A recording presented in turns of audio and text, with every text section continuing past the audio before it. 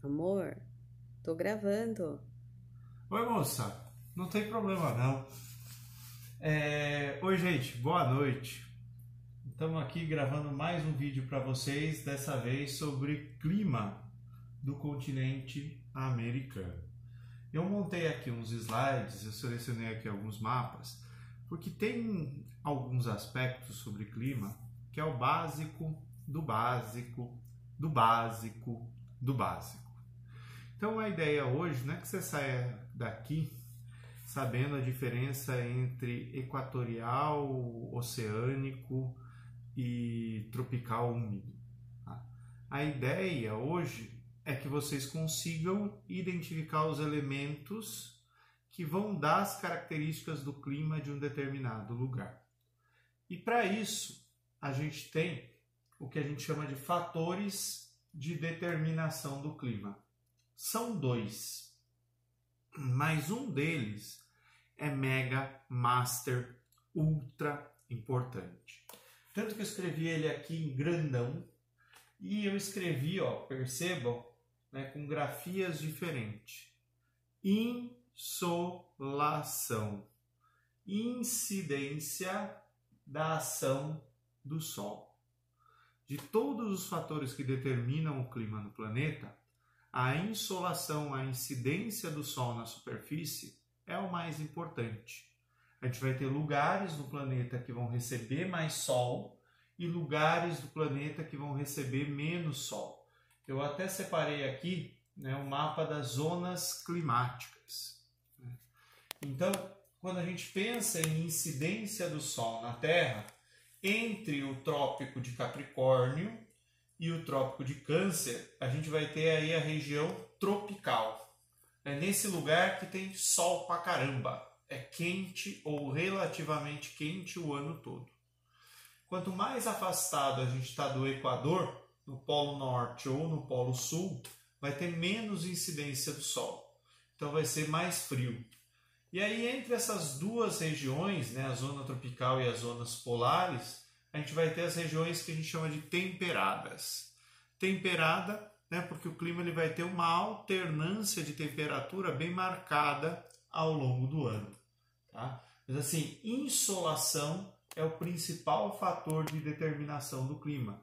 E por isso que é importante saber aquelas linhas imaginárias: Equador, Trópico de Câncer, Trópico de Capricórnio, Círculo Polar Ártico e Círculo Polar Antártico. E os continentes, obviamente. Se você sabe se o lugar está perto de um ou perto do outro, você pode dizer se ele é quente ou se ele é frio. Tá? Por fim, o segundo fator de determinação do clima, ele é mais simples. É a maritimidade ou continentalidade. Maritimidade ou continentalidade é uma relação das características do lugar.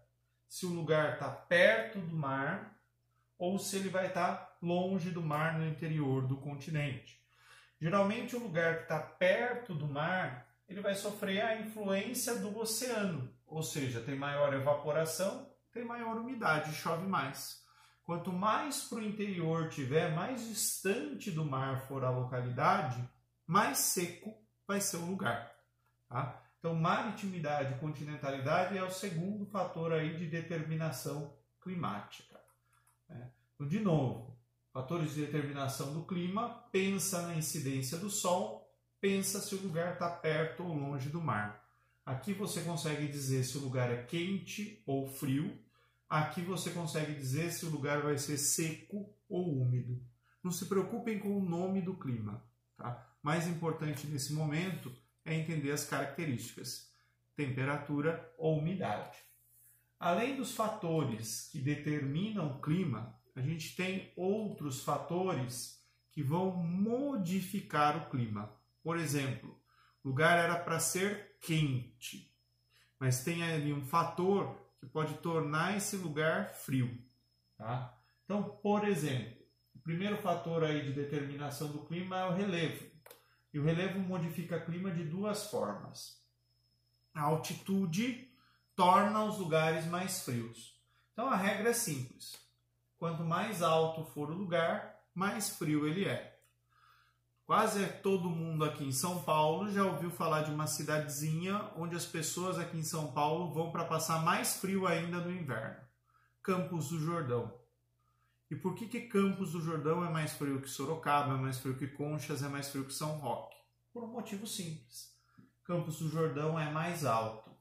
Então aqui eu peguei essa figura que ela ilustra no mesmo dia, no mesmo horário, diferença de temperatura entre 3 cidades distintas. Santos está 2 metros acima do nível do mar, 22 graus. São Paulo, 800 metros acima do nível do mar, 20 graus. Ou seja, subiu 800 metros, a temperatura caiu 2 graus. Campos do Jordão, 1.740 metros, tá? 11,3. Tá? Então, quanto mais alto, vai ficando cada vez mais frio. Isso acontece porque quanto mais alto tem menos atmosfera, tem menos gases estufa que retém calor. E por isso fica mais frio. Tá? Então, se você sabe se o lugar tem montanha, por exemplo, você já pode dizer, né, que aquele lugar vai ser mais frio, mesmo que ele esteja na linha do Equador, na estação do verão. Tá? É por isso que também conhecer o relevo, né? Vocês aprenderam sobre relevo antes da gente falar de clima. Outra forma que o relevo pode mexer com o clima é atuando como barreira, como uma espécie de muralha. Eu falei para vocês de maritimidade, né? Então, perto do mar tem bastante evaporação e os ventos que vêm do mar trazem essa umidade para o continente. Só que se tiver uma montanha ou um planalto, essa formação de relevo ela vai barrar a umidade. Ela não vai deixar essa umidade chegar no interior. Então, geralmente, onde tem montanha, se a gente seguir para o interior dela, né, para a face oposta ao mar, a gente vai ter um deserto. É o que acontece lá nos Estados Unidos, é o que acontece no Chile, é o que acontece no Nordeste brasileiro. Né? Essa figura, inclusive, é do Nordeste brasileiro. Isso aqui é um planalto chamado Planalto da Borborema. Ele bloqueia a umidade que vem do Oceano Atlântico e por isso que o sertão nordestino, por exemplo, ele é bastante seco. E por fim, o último fator que modifica o clima são correntes marítimas e massas de ar. Esses dois fatores, eles são, né, ocasionados, gerados pelo movimento de rotação da Terra. A rotação da Terra vai mexer com tudo aquilo que é fluido. Então, a água dos oceanos está em constante movimento. Tá? E essas correntes marítimas elas vão levar, né, por exemplo, água de um lugar quente para uma região mais fria ou água de uma região mais fria para uma área mais quente. Então, dependendo do tipo de água que banha um lugar, a gente vai ter algumas características. Por exemplo, aqui no litoral do Peru, do Chile, ele é banhado por uma corrente marítima fria chamada corrente de Humboldt. Por conta disso tem pouca chuva, mas por outro lado tem bastante peixe. Saindo aqui, né, do Golfo do México, tem uma corrente chamada corrente do Golfo. Ela é uma corrente quente que leva água quente para o litoral da Europa. Por causa dela, né, a temperatura na Inglaterra, na Noruega, é em torno de 5 graus maior do que deveria ser. Tá? Então ela modifica as características naturais do clima. E por fim, né, massas de ar, que são as massas de vento, de ar atmosférico circulando no planeta, também podem modificar as características do clima. Quando vocês assistem jornal, né, sempre vem lá a moça da previsão do tempo, falando assim, ó, tá chegando uma frente fria, e aí a temperatura cai. Às vezes é verão, janeiro, chega uma frente fria e você tem que dormir de edredom ou pôr uma blusa. Então, as massas de ar, dependendo da sua característica, elas também podem modificar o clima do lugar. E aí, dito tudo isso, vamos olhar para a América. Né? Então, quando a gente pensa em fatores de determinação do clima, eu falei que primeiro é insolação. A gente sabe, ó, que perto aqui do Equador é quente. Então todo esse pedaço aqui da América que está dentro da zona tropical, entre o Trópico de Câncer e o Trópico de Capricórnio, vai ser bem quente, tá? E por oposição, quanto mais para o norte ou por sul a gente for, vai ser mais frio. Tá? Eu falei para vocês que um outro fator importante é continentalidade ou maritimidade. Então, perto do mar chove bastante, no interior é mais seco. Tá? E por fim, fatores que modificam o clima. Né? Por exemplo, a capital do Equador, Quito, ela está bem pertinho da linha do Equador. Tá? Só que lá em Quito a temperatura no verão é 12, 15 graus. Ela está quase 3.000 metros de altitude.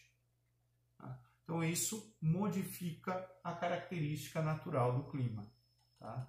E a última coisa, né, se a gente pensar em formações de relevo, ó, olhem aqui para a América do Norte. Vocês viram na aula passada que tem uma cadeia montanhosa toda a parte oeste aqui da América do Norte. Se tem montanha, a umidade não chega, e se a umidade não chega, forma deserto. Isso vale aqui para as montanhas rochosas nos Estados Unidos, isso vale também para a Cordilheira dos Andes. Ó. Tem deserto aqui na Cordilheira dos Andes, território da Bolívia, do Chile e da Argentina. Gente, é isso por hoje. Muito obrigado pela atenção de vocês. Tchau, tchau.